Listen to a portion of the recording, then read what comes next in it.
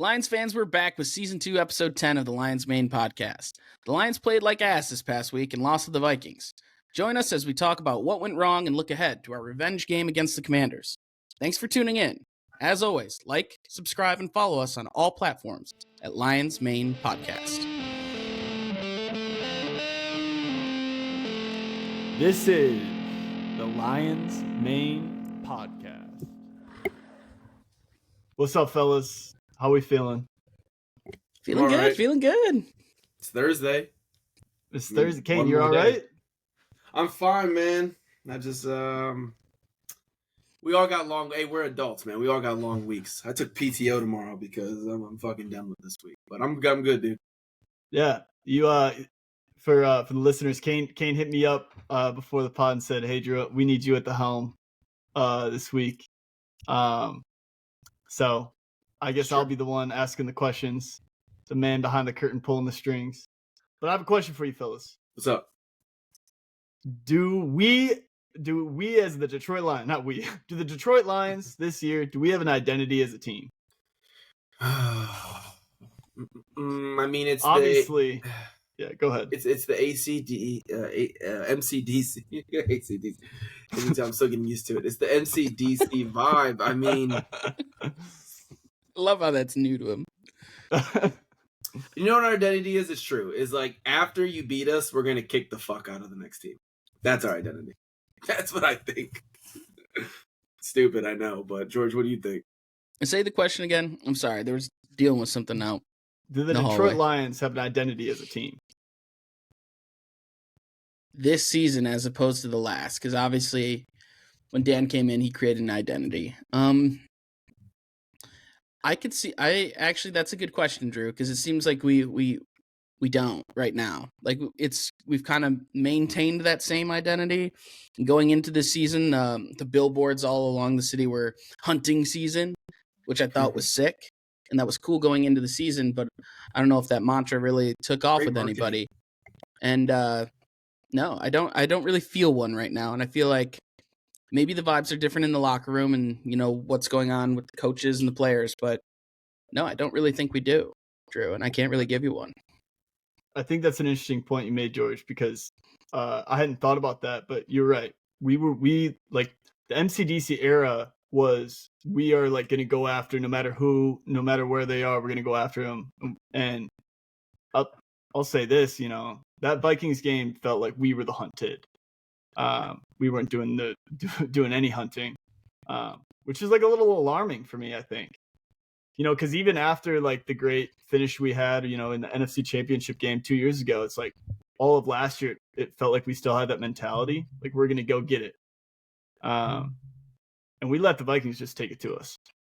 And maybe that's because it didn't feel like there were any like big plays until J-Mo made that awesome catch. But I think that's what we're missing is that something explosive. And maybe that's all that, is missing in my, when I'm watching the game. But it didn't have any, this game, like you said, felt like we're being hunted. Didn't feel like we had any, like when we are doing those, a trick play or something like something that's schemed up well against the defense and something's going great. There's like a confidence to that. And you just didn't have that in this game. It was like, I thought play calling was odd. I'm not going to sit here and say I could call a better game than these coaches can, but I fucking, it's not working, jamming it up the gut and doing screen passes. I don't know what the hell, dude, man. Don't Like, get me started. Don't get me started on screen passes. What? Yeah. And I think it's, you bring up a good point there, George, because, to me, one of our other identities, over the last couple of years has been the run game and establishing the run and being able to run on second and long, and making third and shorts. And it felt like there's been a few games this season where that has gone completely by the wayside. And this game in particular, our run game was non-existent. I mean, I think Jahmyr Gibbs had 25 yards. Yeah, exactly. What the hell? Yeah, I saw a stat that we had a 25% successful run rate, which has got to be one of the lowest, if not the lowest, in the Dan Campbell era. And kudos to the Vikings. I will say, kudos to the Vikings because they put us in those situations where we had third and longs, and they were able to dial up whatever the hell they wanted to on third and long. And obviously Jared Goff looks so uncomfortable under pressure, which he has in previous games, but this game in particular. So yeah, I'm curious, like, for you guys, like, are we still a run first team? Is that? Yeah, we definitely are. Especially if it requires pass protection up the middle, we're definitely a run first team. I just think we're run first, but we're lacking in toughness. Like you said, after after the Packers game 3 years ago, right? That last game of the season, we felt which was like the jumping off point. Even when we lost, it felt like we're gonna go out there and we're gonna hit you harder. We're gonna run down your throat. We're going helmet to helmet. We're tougher than you. We're gonna punch you in the mouth, bite your kneecap. In this year, in the games that we've lost, it was apparent that the other teams were playing tougher and harder than us. And so when you want to be a run-first team and establish your dominance, it looks like that's lacking, the toughness factor. For sure. And I'd like to say that we're still a run-first offense, and I don't think our run game is broken. I think that is a tough defense at the same time. Like, let's not forget last year when we were talking about Ben Johnson, going against their defensive coach. I forget his name off the top of my head, Brian Flores. Mm-hmm. And that was like what we were so excited for. It's like these two masterminds going head to head. And it didn't feel like that going into this game or in this game. It just felt like they still have their defensive mastermind, and we're not calling anything special, anything that's going to like trick these guys up. We're kind of like they watched our film, they gamed us, and they got us. They played better football, tougher football, to Kane's point. And they put us in those situations where, Drew, you said earlier, we were finding ourselves in a lot of third and shorts, I think, in years previous. And now we're finding ourselves in third and medium, third and long, and we don't do well in third and long. And we also, like, I don't know what's going on with Amon-Ra. He's like dropping more balls than he ever has. Yeah. Which is not a ton by any means, but like he's our guy. Like when we need him, like he's always like thank fuck. Like he caught the ball. Yeah. Right now it's feeling like Laporta's been kind of that guy lately. He's kind of been like he's been making those catches where I'm like, oh, thank you. Solid. Thank God somebody's here to play. And but I don't know. So I think putting ourselves in these third and long situations and against a good defense, you're just rolling the dice at that point. Yeah. I had a Vikings friend text me and be like, is that Amon-Ra's first drop ever? Which is like, obviously we know it's not. He had a bad drop earlier this year. Right. But yeah, I mean, it seems uncharacteristic, and it's if this game had happened in isolation, like, I would say bury the tape, right? And that I mean, that's what we did last year in the two games we lost. It was like, no, we weren't stressing. But this is like the third time it feels like, obviously 3 losses, but all 3 feel like we had no business winning any of those games. Like, it wasn't even close. No. And I'm starting to see a pattern. Yeah. So my question then is, and I would love to think, MCDC, that this isn't a thing, but complacency. It's a very telling sign when Amon-Ra St. Brown doesn't drop passes and he's dropping passes. Those are focused plays. Those are plays that when it was third and long and we needed to go win a game to, secure our first against the Vikings last year to secure the first seed in the NFC, or against the Packers to finish them off that year, he makes those plays. And so I would love to think that there's not complacency, but we can't pick up blocks. We're dropping passes from all-stars, top 20 players in the league. It's a sign to me, and it's got to be addressed. I agree. George, you have anything? Not specifically on that. I think I've said all I need on. I want to talk about one more, or I guess 2 more things really on the Lions offense. First thing is Jahmyr Gibbs.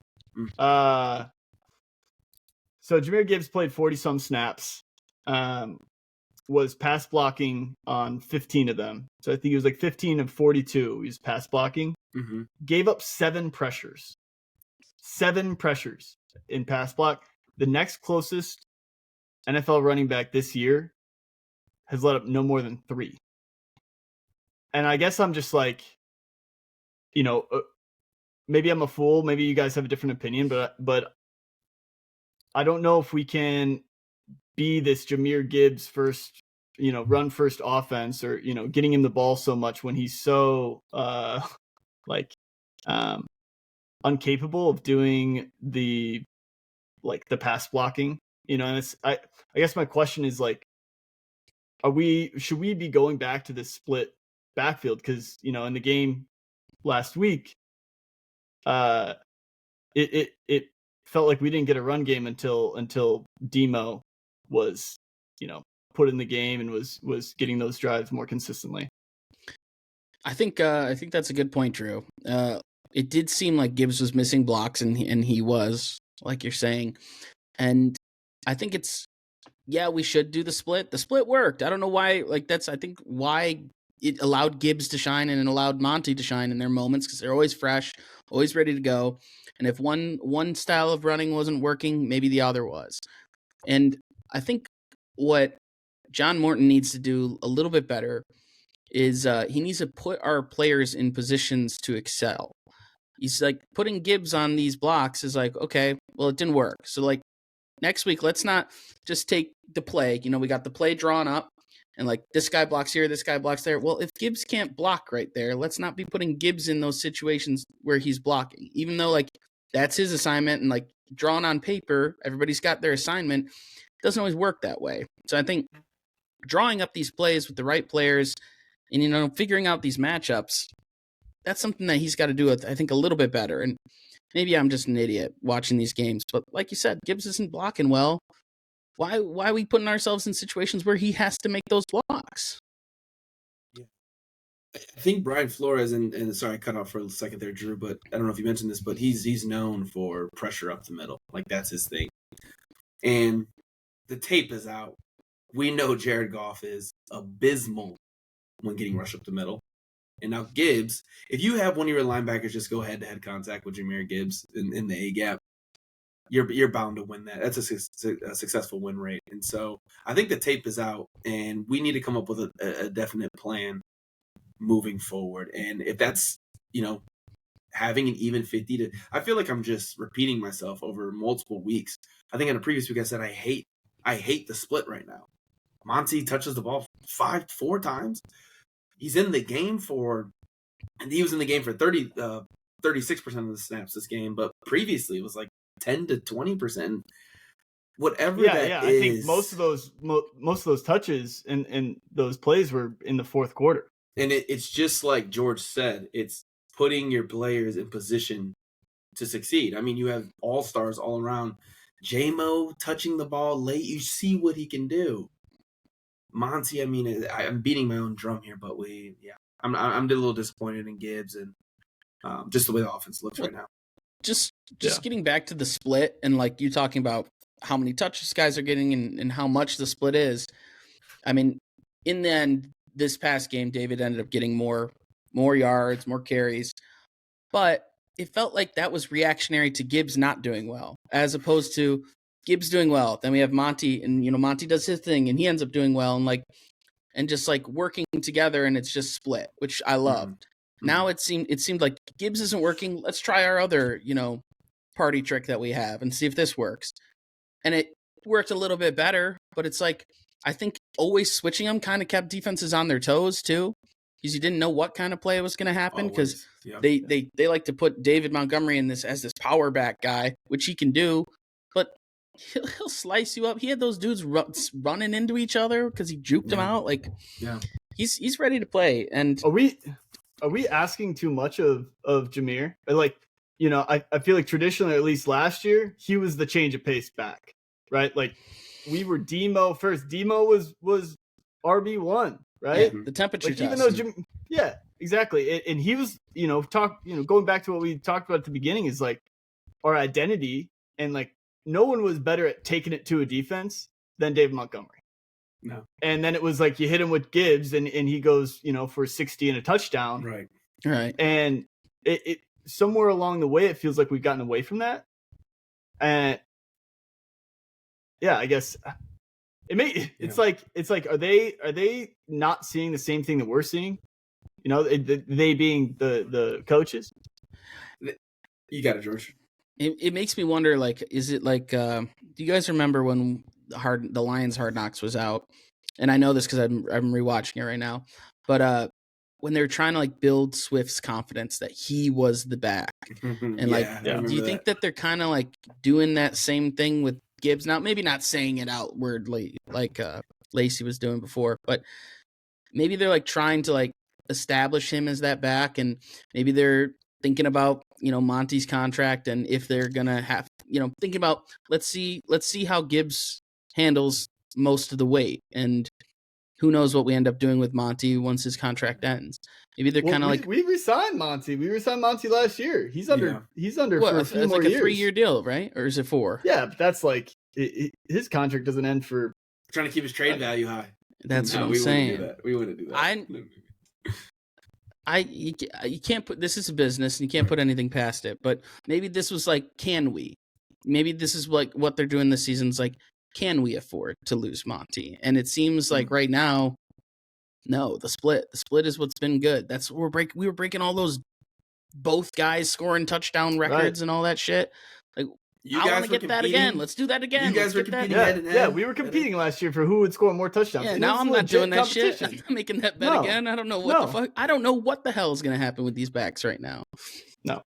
Yeah. But I don't know. That's how I'd address the run game is put them in position to do better. And I know that sounds vague, but yeah, I mean, and I think there's I guess, there's two things. It starts with the offensive line, right? And obviously our offensive line has taken a step back this year. And I think, I want to touch on that in a second, but the other thing is John Morton.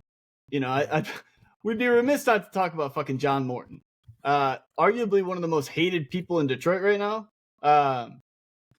I don't know. Maybe that's just me. I think that there's a lot of finger pointing going around, and I'm curious, like, is what is John Morton doing to help this offense? Especially, I guess, in comparison in a week where the Bears offense went off for 40 plus and Caleb Williams like had a touchdown in 3 different ways. It's like, yeah, I'm looking over, I'm watching that game being like, what the hell? Like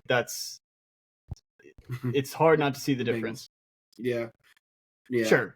It's frustrating. It's super frustrating, Drew. Seeing that shit, seeing them score all those fun ways, like, wow, that's that shit that we used to do. Colston Loveland looked great.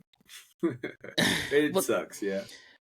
But John Morton, he is open to criticism, which I liked. When, he addressed the JMO thing, we got JMO a touchdown, but it's like, let's do that a little earlier. Let's not be, I don't like how he's like, it seems like his offense right now, and maybe it's because he's a new offensive coordinator and maybe he hasn't built this confidence and maybe the media pressure is getting to him, but he seems like a reactionary coach rather than like letting his nuts hang. Fucking let's get the ball aired out. Let's get it to these awesome players. We have insane amount of playmakers on offense. Why the hell are we not spreading that shit out to all of them as much as we can? And maybe that's the plan. And maybe it was the blocking. I think like we need to address the offensive line. We got big problems going on up there. Fucking our center can't fucking. It's really frustrating me. I don't like dogging on these guys because like I'm just a fan watching the game, but it looks like we're having issues at center. Ratlich is banged up this week. I got to check the injury report, but he's banged up. Christian Mahogany, I think, might even be out this next game. Am I wrong to think that? Yeah, Mahogany's out for more than a couple games. Right, he's got a real injury. Yeah, right, for a year. So like, what the hell? Like, those are big issues. And like Taylor Decker, he got hurt this past game, and I was like, fuck, he's probably really because I heard like he was thinking about retiring. Like after he like got banged up or something, there was like a recent like interview he did, and he said I seriously considered it. And then when he got hurt this game, I was like, oh, we're fucked. But then he came back out. I was like, he's a dog. Got hurt. Panay hurt his shoulder. Like, so I was expecting. I thought, and I know this may just be a crazy thought, but I was like, Zeitler. Yeah, let's make a fucking trade for him. Get him back on the team. We need him, and his team is fucking bag of bones bozos over there. So like, let's get him on our team again. Like we were doing great when we had all of that going on, and like he's familiar with the system. But that's gone. It was just a.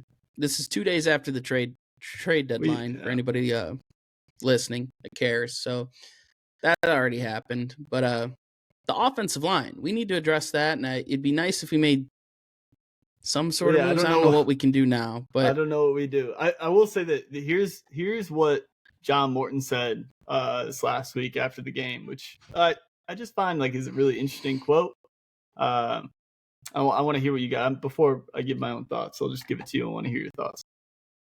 So this is John Morton. I think our communication has been really good. Ever since the Green Bay game, it's been really good. It's just a matter of some guys getting beat.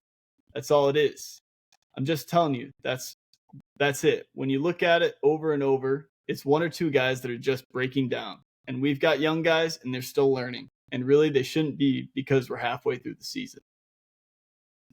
Yeah, I mean, I gotta agree with the guy. And I think the biggest case of it is you talking about Gibbs and the 7 pressures.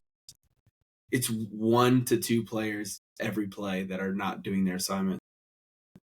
Sorry. I mean, I didn't even think about it that way, really. I was thinking, kind of the mindset of what we've been talking. It's like everything's falling apart. We look like shit. Get it tomorrow. Dude, I wonder how much to play. I wonder how much Goff is to play for this as well. And I think that they've given Goff some liberty to make play changes, right? And this is all going to come back full circle. I'm not just going crazy off on some tangent. These screen plays, the receiver screens, that is Goff recognizing a mismatch, right, with the DBs. And he's like, okay, that DB's 15, 12 yards off, throws the screen.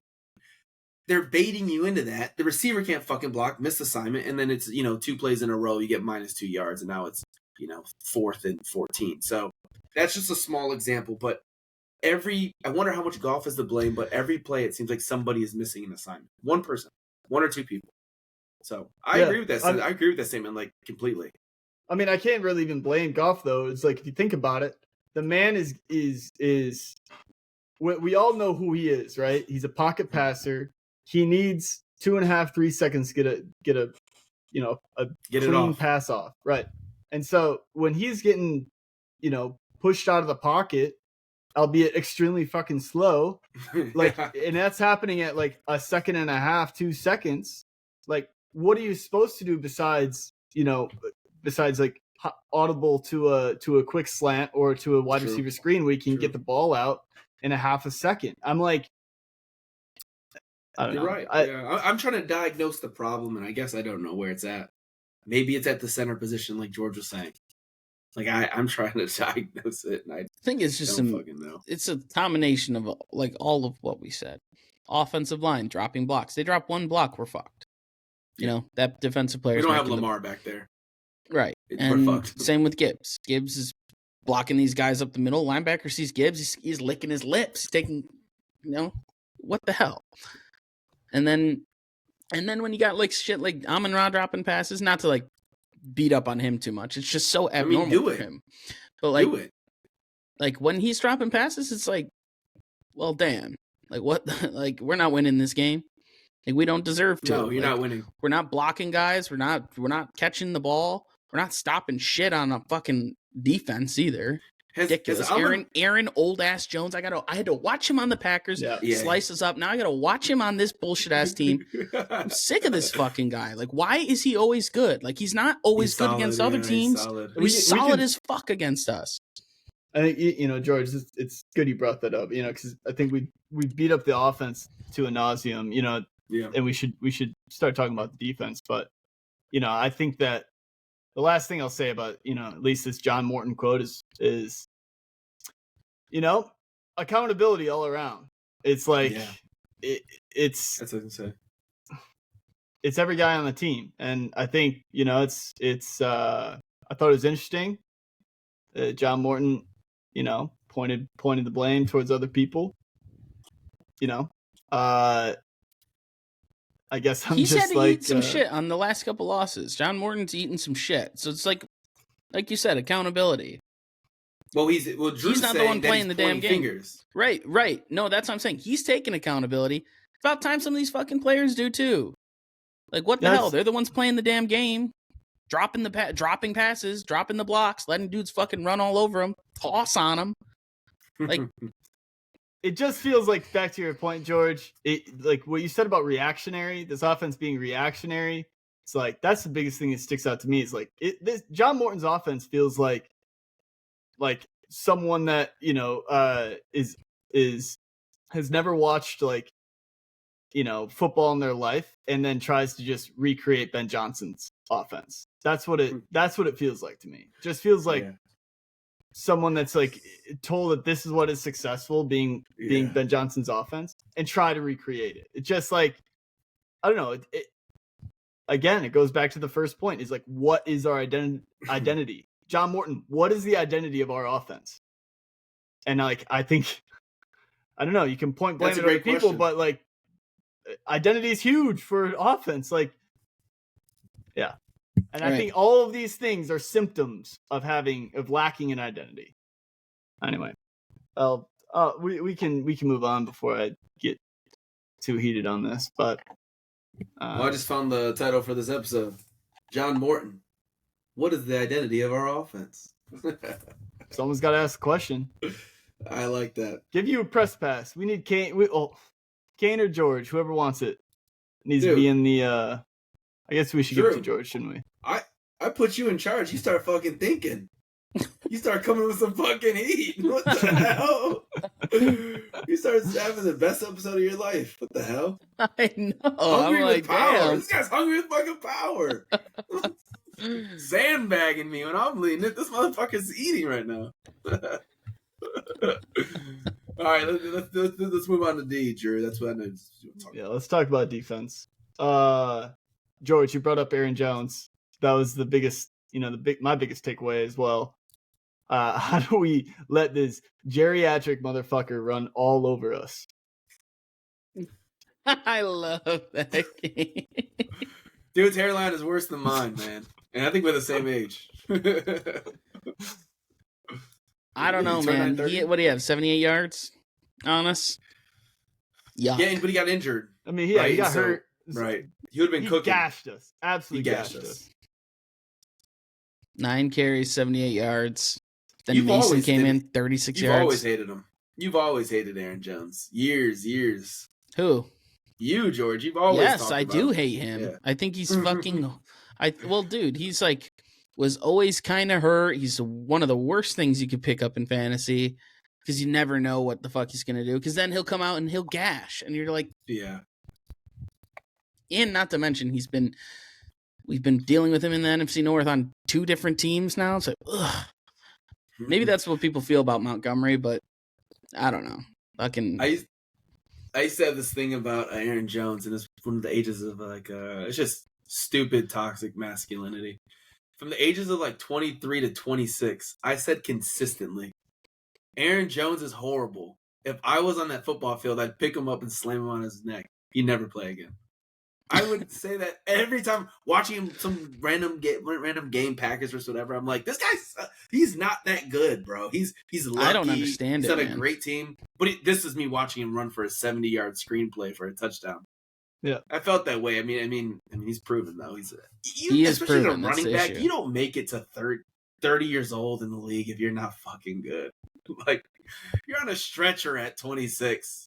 You look like who's old boy in the Texans who literally won't play? Picked him up. Oh, Nick Chubb. No, the other one. Mixon. Oh, Joe Mixon. 29. He's done. The wife beater. No injury. No, anyway. So the Vikings and Aaron Jones just won't play. Like, okay, legs don't run no more. I mean, defense. Did we look horrible? Justin Jefferson did what he's supposed to do. Aaron Jones, JJ McCarthy, is he? is this be a bad future for us? Yeah. I mean, those are all the questions, right? I mean, I think starting with Aaron Jones, I think the one thing I wanted to say is, like, as apparent as Aleem McNeil was last week, where the hell was he this week? You're supposed to be our run stopper. Where the hell are you? Like, can you guys remember a play where you were like, can you remember a play Aleem made this last week? No. But Aaron Jones, was he making plays up the middle though? I feel like he was always outside. I could be just wrong. I just see that skinny old legs. You know those skinny legs he's got? He doesn't got like young strong legs anymore. You see those running down the sideline in my mind right now. I think to even like not even specifically like, did he stop the run? Did he get tackles for loss? I think the point being is Aleem McNeil was felt last game. We recognize that, okay, we smacked that team because Aleem McNeil was the best player on the field. He was non-existent. That was the point. Pass play, run play, non-existent. I was going to say, like, maybe during that one, remember that ghost sack that Aiden Hutchinson had? Where he slapped JJ's shoulder and he fell? I think maybe Aleem might have pushed him, but that might not even been him. Like, pushed him out of the pocket. That was what I said to my buddy. That was one of the weakest sacks I've ever seen in my entire life. Like, Aiden, don't celebrate. Don't celebrate, bro. No. Wrap it up. Well, bro. I mean, I'm glad you brought up Aiden, because especially in a game where Aiden felt like he was giving up position left and right, like he was like the things we saw in Aiden doing in his rookie year, where he was clearly showing signs of being great, but had these like lapses where he'd over pursue, or it was like giving him a contract, send him back to rookie year. It's like complacency, maybe complacency or what?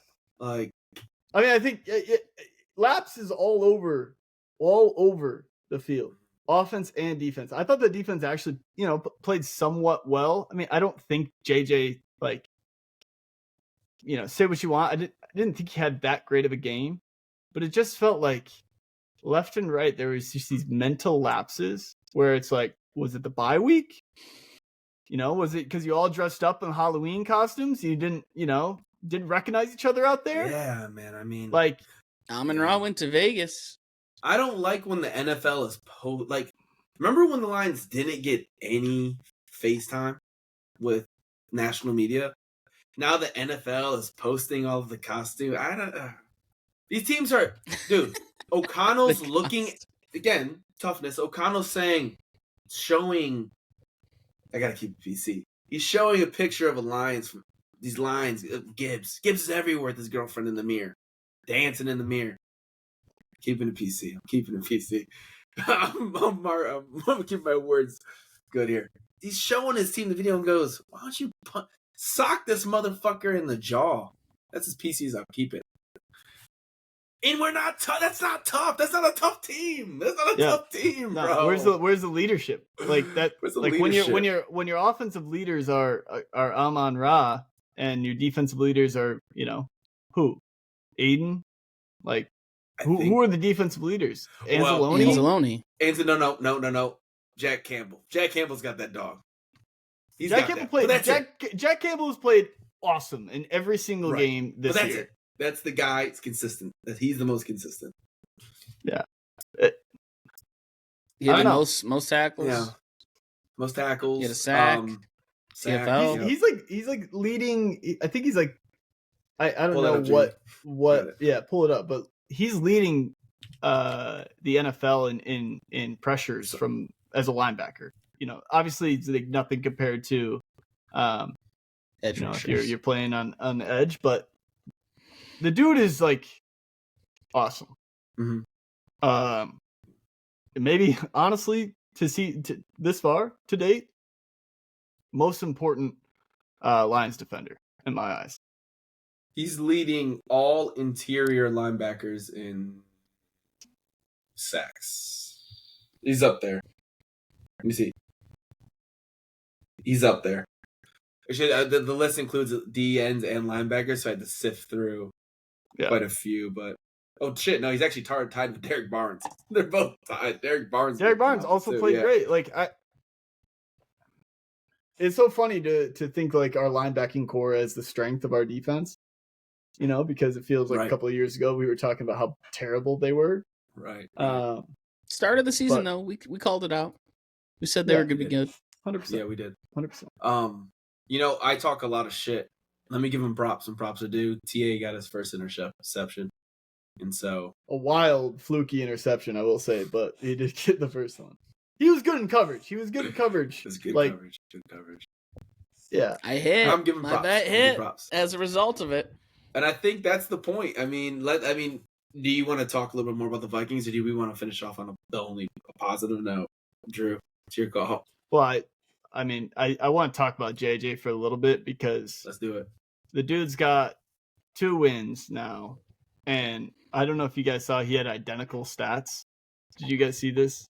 1 pick, 2 TDs in the running 2 TDs. touchdowns. Yeah. And in a game where they won 27-24. There's like a bunch of weird stuff like that. But I honestly didn't think he looked that good. Like he had like a couple nice plays. I mean, I think the thing that makes me I guess the most fearful of JJ being actually a guy is the third down throw to end the game where they trust, a team that doesn't trust their quarterback, they hand it off and punt it, right? But they gave him the ball and he dropped a dime, absolute dime, to ice the game. But it felt, and I guess this is like really similar to when we talked about the offense. It felt like Kelvin Shepherd got out coached. It felt like what was our game plan? Like, trust that Aiden gets some pressures and gets a sack. We just paid him. Trust Aleem is going to stop everything up the middle. It's like, yeah. I think what they attempted to do was to get the rookie out of the pocket as much as possible and to make plays. But why? Why? He's a runner. He is a runner. We want him to throw. We want him to beat us with the pass. You want to keep him in the pocket and have him make decisions. I mean, he can throw on the run his too. Greatest strength, and speaking as a Michigan fan, I'm not going to say he has the best arm. He's the most athletic. He doesn't make very many mistakes. And if you look at this game, we played. It was like, just don't lose it for us, JJ. Like, go out there, make a throw when you need to. We're not putting the entire game on your shoulders.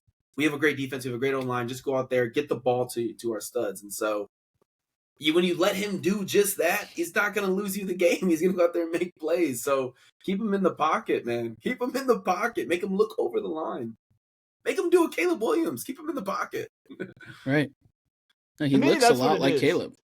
Like the way he plays. Maybe that's what it is. Honestly, it's talking this out, it's like, what did we do to win the game? Nothing. We did absolutely nothing. And that's like the difference between this game and this year compared to the last couple of years is like we were out there with a game plan to win the game, not to not lose the game. And it felt like this game in particular we're trying not to lose the game. Because I couldn't tell you what our, watching the game, what our strategy was. But you could tell the Vikings, you could tell on the opposite side of the ball, you could tell what they were trying to do. Yeah, they were trying to win. Yeah, I mean, you're right, Drew. Fuck it, you're right. You got me fucking sad again. It's been 4 days. Yeah, I think this is one of the hardest losses, I think, for me to swallow. Because it's like, at least the other 2 games this year, it's like Packers week 1. It's like, okay, we it's a new team, and it's like you can kind of blame that on week 1 stuff. Chiefs, everyone was calling them Super Bowl favorite. They were Super Bowl favorites, before they lost to the Bills this week. And it's like they're a good team now. Good coaches, like whatever. But the Vikings, that's a team we're supposed to beat. That's a team that's like at home. Yeah, we're at home, coming off a bye, like losing off the bye is fucking crazy. Yeah. Whatever. And so it's I kind of want to talk about, what the steps are moving forward, and it's hard to not, at least talk about the trade deadline and Obviously, that was November 4th, 2 days ago as we're recording. Right. Lions didn't make any moves. We signed an offensive lineman to the practice squad. Yippee! Yeah, couldn't tell you anything about him, but yeah, it's not what winning teams do, bro. No, I'm sorry to cut you off. It's not what winning teams do. You saw what winning teams did at the trade deadline. I mean, the Colts are looking like favorites in the AFC, and they went and got one of the. I don't think he is, but objectively, he's one of the best DBs in the league. Fuck them picks. And the Eagles. How was this humanly possible? Like they're the Dodgers. They went out there and they got Phillips, the defensive end from Miami. I mean, fuck them picks. So I mean, that's what winning teams do. I mean, I'm frustrated. We didn't do shit. Yeah.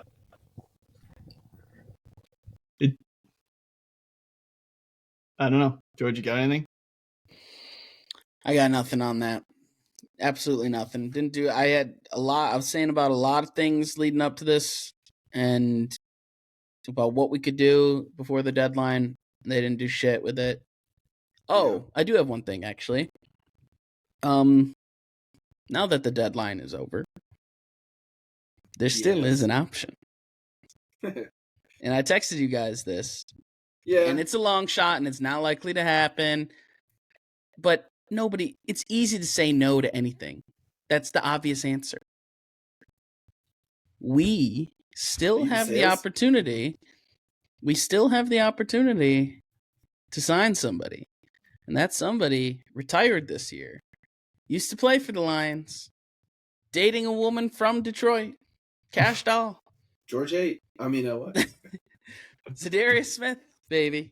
He retired, but because he retired, allows him to be able to be re-signed by a team after the trade deadline. Okay. No issues. Right. I got a question for you, George, on this. I got a question for you. You can help answer, how we're feeling about that. What's the weakness on our team right now? Offensive line. Does Zadarius Smith play offensive line? He can play. Hey, when we're passing the ball, put him back there instead of Gibbs to block. Because I don't know. Let's not put Gibbs back there. I don't know why we got him blocking the people that he's blocking. Maybe because if he's back there, he's an option to throw to. No. Fuck all that. I'd rather actually get the ball out to somebody. Let's get a fullback to fucking block. We have fullbacks.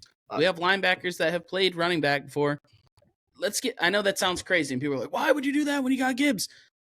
We need somebody that's going to block. Like Malcolm Rodriguez plug. I caught you. Malcolm Rodriguez plug. Well, I got a player that's Sione retired. Vaki too. I got a player that's retired.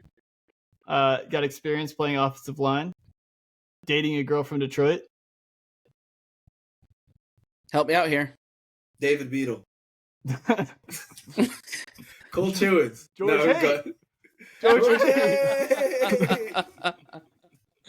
Hey, I could play a damn good fullback. I'll at least meet. Meet you in the hole. I'll meet that linebacker in that fucking hole, and he's not getting through. I'm good for one play. You'll meet that linebacker in the hole. Oh yeah. Hell yeah. In the hole. Party like a Diddy party. Let's do it. I will say the one thing that has me confused about the trade deadline, and it's like trying to figure out Brad Holmes is something that I've decided I won't try to do. I just think it's awfully peculiar. You give up 2 future 3rd round picks to move up to draft Isaac Tisla. We haven't seen Tisla. He's wide receiver 3, especially after signing, obviously, Amon-Ra, then signing J-Mo in the offseason. Two decent contract. Yep. And yet, no moves are made in a season where it feels like the NFC is open. It feels like the Lions could make an NFC championship, potentially make a Super Bowl. I mean, that we were number 1 in a lot of power rankings not a couple weeks ago. Yep. Top 5 and everything, this last week. Yeah. And so it's just like, yeah, I There's don't going know. to be some It baffles misses. me. I mean, I know how much you love him. Maybe you're just coming to the realization that there's going to be a few misses. Not saying Isaac Tesla's a miss. I don't know why the fuck Khalif Raymond's playing on offense. He's 5'7", 130. But anyways, He besides the point. there's There been might a be some lot of misses. criticism of his third round picks that a lot of people have been pointing out. I noticed that too. A lot of like reporters are That's his pointing it bad out. run. That's his Kinda, worst run. kinda. It's hasn't shaped out for a lot of players. I mean, still, not that like Tesla's bad, but like, was he necessary to trade up for? And Seems like who maybe. else? I mean, Is Manu a third rounder too? and Later. I will say, like, granted, I can't exactly remember the timeline, but the Frank Ragnow retirement, like, that obviously maybe wasn't something that Brad Holmes like anticipated. And, I don't understand how you couldn't anticipate that at least a little bit. Even we were talking about maybe we should draft an offensive lineman this first. We talked about it. We were talking about that. We've been talking. I think I think we should be drafting an offensive lineman with the top, one of our top 3 picks every year. Every year. D-line, O-line, every year. 100%. And so in no particular order. Yeah, and I guess I wanted to bring this up as your point to the D-line thing, George. And I know I texted you this guy, or texted you this, but we are getting at least 2 guys back from injury, with Marcus Davenport and Josh Pascal at some point. I don't know the timeline on that. I also know that the preseason like superstar Hassanin is still available to be re-signed off injury. That's something that happens, and so Za'Darius is not happening. D line is good. Za'Darius is not happening. We are all good on D line. That's what Drew is saying. We are all good. Right. We're healthy. Linebacker, our defense, we're good. We're good. I don't know. So it doesn't feel good. Doesn't feel good having Dan Skipper jog out there as like a starter. Yeah. I don't give a Dan isn't even close to the problem. Not even close. No, he's not. Like we're lucky to have him. I know like people like to clown on it because he's not our starter and he's not better than Taylor or Penne, but we are fucking damn lucky to have him. He blocks well when needed. Tough. Yeah. So I think we're like done recapping the Vikings game. I don't know. Do you guys have any any last thoughts? Dude, no. I mean, we should finish off with talking about the one we did get. I mean, second time hitting in the parlay. I'll let you talk that over a little bit, Drew. You got the numbers. We're 5-3 though. Dude, we're Lions fans and we're 5-3. So let's finish off. That's an amazing spot to be in. Drew, let them know about the win. Let's finish off on a good note about this game. Yeah. So all of our game predictions, I think we all predicted a blowout, if I remember correctly. Yeah, they were minus 8.5. That line did not get hit, but we did, however, win our parlay, which was sweet. It was like plus 500. Yeah, it was kind of lit. I'm not gonna lie. We hit it kind of backdoor on the JMO pass for a touchdown. Which was hit it back door. Let's go. Nothing better than hitting it back door. Let's go. But yeah, it was that was kind of the I guess the bittersweet part of this Lions. We hedged our emotions with that. We took a bet that we knew would win. I wouldn't trade just in case the team lost. I wouldn't have traded it, but yeah. So on that note, I would. How much did we win? You would have traded a Lions dub? Oh no! I'm saying I would trade what we did end up with. How much did we win off that? Just curious. We were plus 500, so a $15 bet won $90. We paid for the rest of the year. Let's go. Let's go. That's So, amazing. But yeah, moving on to our game this week. Game of the week. I'm pretty sure it's America's game of the week. It's no longer game of the week. Oh, is it not? The other 425, I think, is taking over. But yeah, playing the Commanders. Obviously, if y'all didn't watch this last week, Jaden Daniels with a pretty horrific injury. What happened? It's one of those. So I think I'm no expert, but it looked like he hyperextended his elbow. Bad. Could be Pop that sucker out. It was. I will say this. See that joint. Yeah. It bent the other way. Take that flat stick and push it. You know when you accidentally bite the knuckle of the chicken wing or the drumstick? Yeah. That chewy cartilage. He felt that in his own arm. Yeah, one of the questions: why do you have Jaden Daniels in the game when you're down? Like they were down by 40. That was the other thing. In his fourth quarter, at the end of the game, in the fourth quarter. Yeah. So I don't know. He's out indefinitely. I will say, compared to a lot of the other gruesome injuries we see, it actually probably won't be as devastating. As far as time he misses. I don't know anything about his timeline yet, but at least it didn't happen to his leg. We don't root for his injuries. throwing arm. We don't want to talk about those comparisons. People keep making those comparisons between him and RG3. His mom has come out and said, please, she literally has said, stop comparing my son to this because you're putting bad energy in the air. And then the arm thing happened. And then I saw some dude on Twitter who was same field, almost the same yard line, same time left in the game is when RG3 fucking his knee separated off his body. I guess he just tore his ligaments. And then so didn't separate off his body. I'm not a doctor, that's true. And then now Jaden's arm. So it's not good. Non-throwing arm, right? Non-dominant arm. So he'll be back. So we got Heisman winner Marcus Mariota coming up, QB for the Commanders. I think we all kind of feel better about that. Vegas feels better about it too. I feel like the line moved significantly for that game. Trying to pull it up right now. I see that. Marcus Mariota, huh? Any initial thoughts, fellas, on going up against the dog Commanders? dick them. I don't know what the hell, but Lions minus 8.5. Oh, really? I'm seeing 7.5.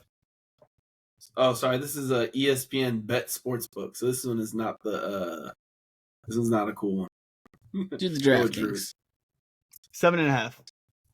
No free ads to all you cocksucking casinos out there. Let's go! Turn up. I love it. Not bad. I don't love the verb that he said, but the way he said. He loves that. Go ahead. Carry on. Hey, meet him in the hole.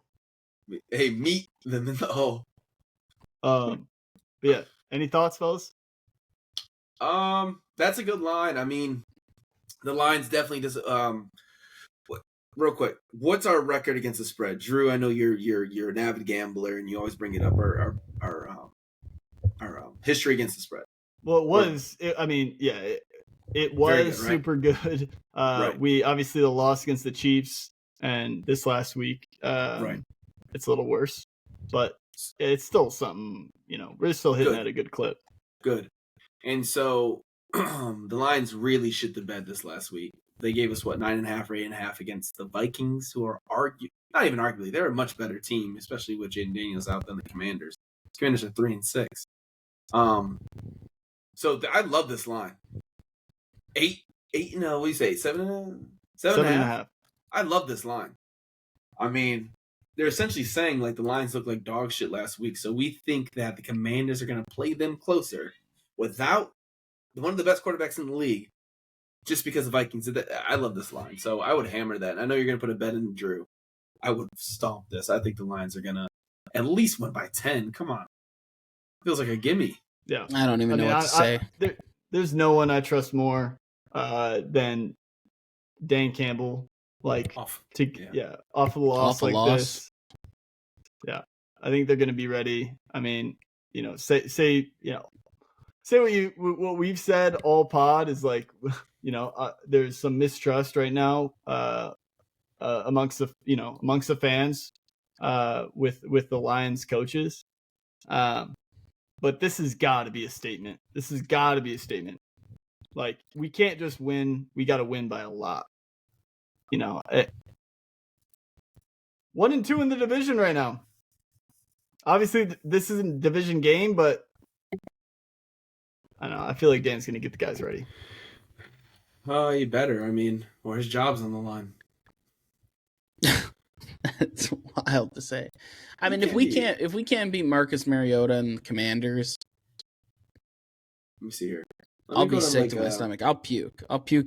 During the next podcast on camera. I was looking at a few of the games that Marcus Mariota did start and play, and so we could say that Kansas City, like we know Kansas City is a very equitable team to where we're at in the league, right? I mean, they're 5-3. They beat us. It was a closest game, and they've lost some bad games this year. I mean, they look very similar, and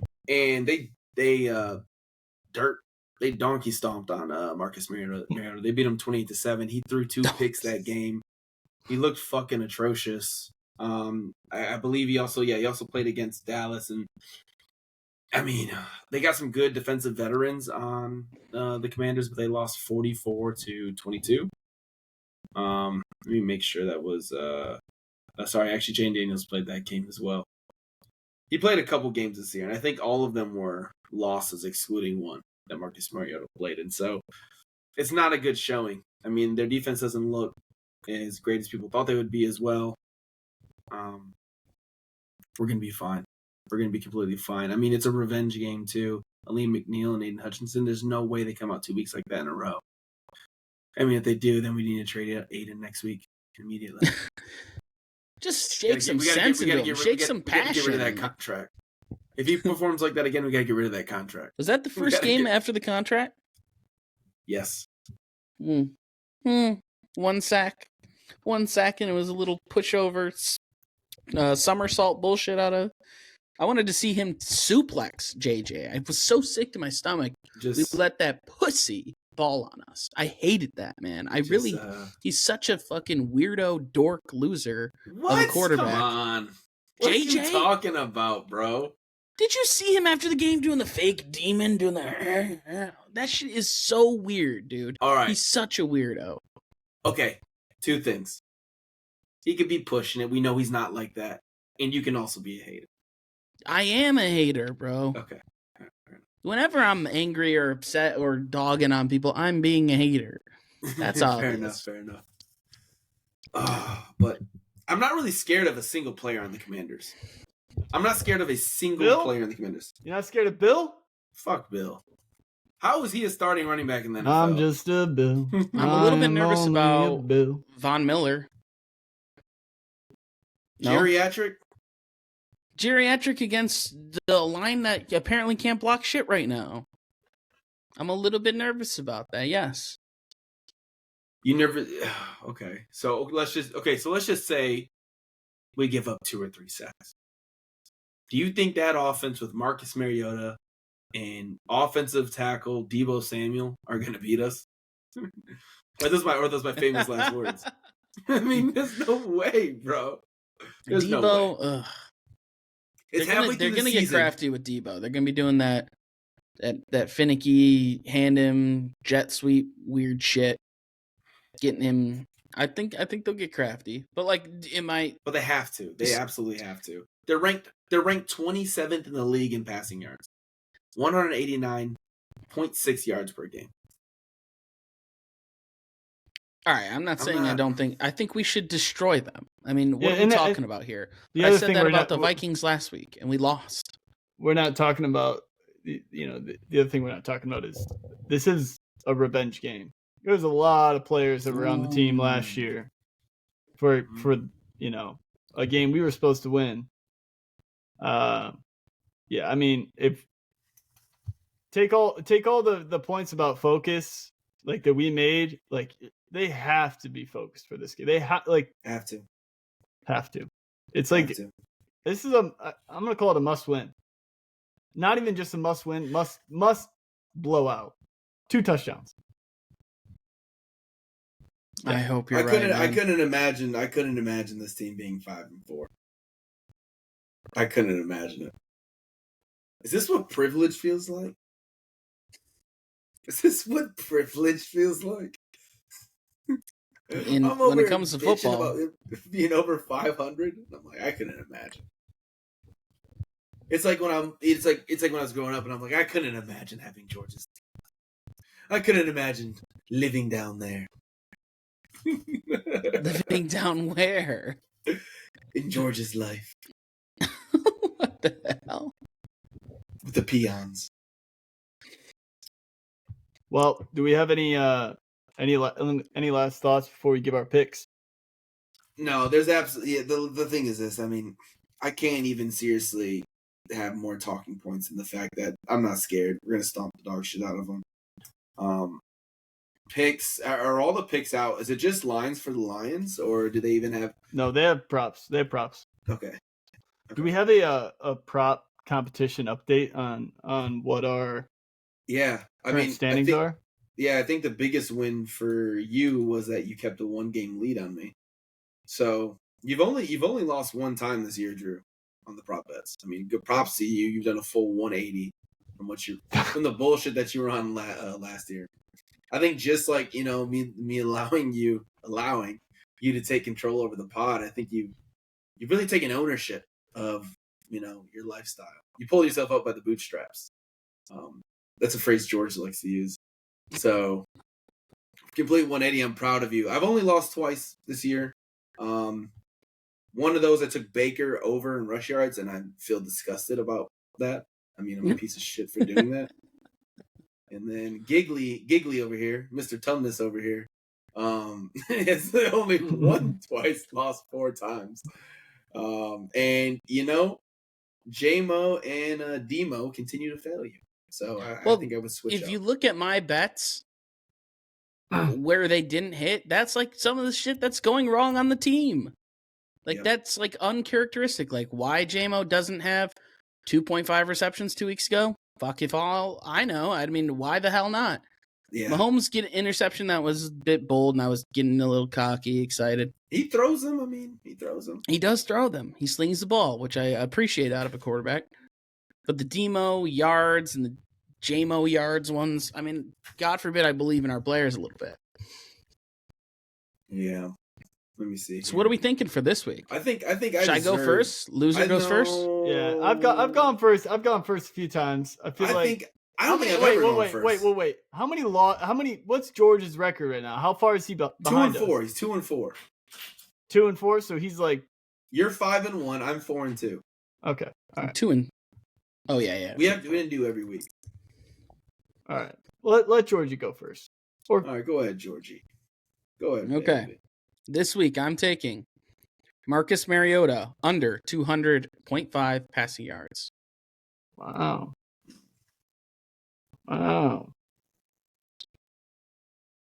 Under 200.5. There we go. Okay. Kane, what you got? Easiest money I've ever made in my life. I've been rolling with my dog. Best tight end in the league. Sam Laporta over 4.5 receptions. He's going to get 5. Exactly.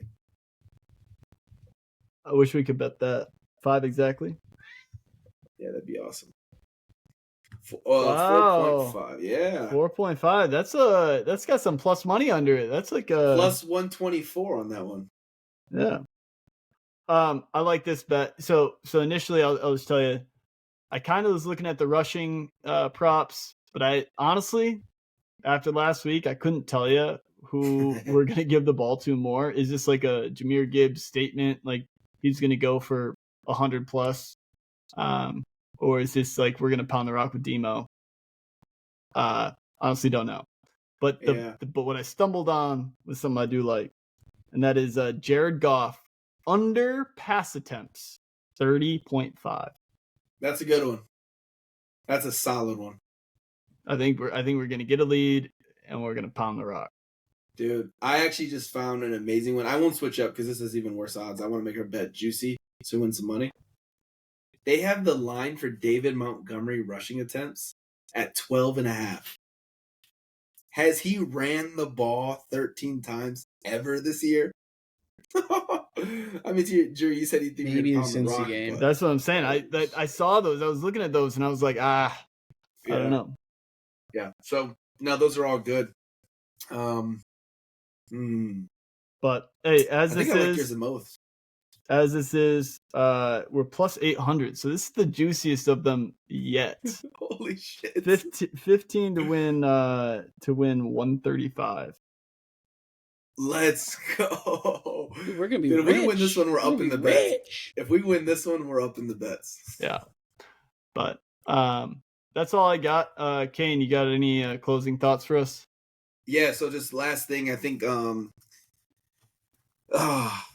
Did we want to drop the score predictions? I mean, I said you said at least 2 touchdowns. I said at least by 10 points. 7.5 is the line. The over under. I was gonna say this. Thanks for bringing that up. The over under is 49.5. Another one that I have some trouble with. It's like, is this a defense? The Lions defense steps up, or is this Lions offense? Yeah. And I guess there's one more. Are we getting anyone back from injury? Do we know that yet? I think our offensive line after those injuries we talked about, I think we're all healthy going into this week. I think Taylor Decker's fine. Penny Sewell's fine. Christian Mahogany Joseph looks like he might still be out. Did not practice the entire week. Pat O'Connor didn't practice. Nice. Pat O'Connor. But everyone else was a limited or full practice. So it looks like we're completely healthy. All right. Well, I'll start us off. I think I would take the under on this. I think it's going to be 34-10. 34-10. That's close to what I was going to do. God damn you again. This happened last week. Yeah, with me and you, yeah. Let's see. Alrighty. But I'll be Do different. yours then, George. Be different. I'm thinking 34-13. Oh. Yep. I'm thinking, I spy with my little eye, the Lions will score 31, and the Commanders will score 17. So we're gonna. These lines are really close for a reason. Sometimes we're gonna be right at 48 points, a point and a half underneath. All taking the under. 31-17. All taking the under. That means bet the over. Bet the over, honestly. All right, listeners. That's it for this week. Tune in next week as we recap the Detroit Lions at the Washington Commanders. Oh, yeah. Not the Redskins. We don't say that anymore. The Department of Football. This is the Lions Main Podcast.